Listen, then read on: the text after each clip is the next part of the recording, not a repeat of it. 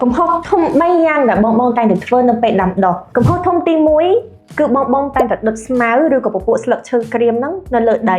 ដែលធ្វើឲ្យដីហ្នឹងចាប់ផ្ដើមបាត់បង់សារធាតុចិញ្ចឹមកំហុសធំទី2គឺបងមិនបានស្ដារឬក៏បំពន់ដីឡើងវិញនៅពេលដែលប្រមូលផលរួចដែលធ្វើឲ្យដីរបស់បងកាន់តែខ្សោយនិងគ្មានកម្លាំងដែលវាធ្វើឲ្យដំណាំនៅរុក្ខជាតិកាន់តែខ្វះសារធាតុចិញ្ចឹមកំហុសធំទី3នោះគឺបងពឹងផ្អែកតែលើ GNPK តែមួយមុខតែកំពិតទៅដំណាំមិនមែនត្រូវការតែ NPK តែម្យ៉ាងទេគឺវាត្រូវការមីក្រូសារធាតុចិញ្ចឹមផ្សេងទៀតដូចជាពពួកម៉ាញ៉េស្យូម កាល់ស្យូមពពួកបូរ៉ន ម៉ង់កាណេសឬក៏ពពួកសារធាតុចិញ្ចឹមផ្សេងទៀតដើម្បីឲ្យដំណាំហ្នឹងលូតលាស់ល្អមានការផ្លែច្រើនវាមានភាពធន់ទៅនឹងជំងឺ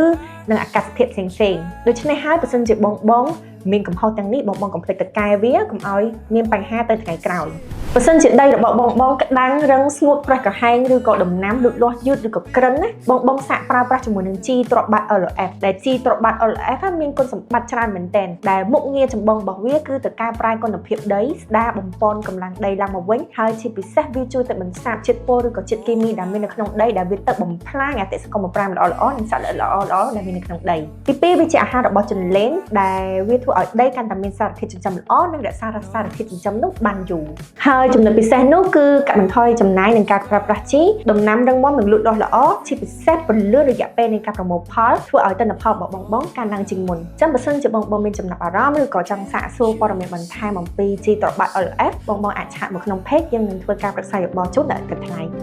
ជីសេរីរាង្គខ្មែរគឺជាមិត្តល្អរបស់កសិករជានិច្ចជីសេរីរាង្គខ្មែរចូលរួមថែរក្សាសុខភាពគ្រួសារ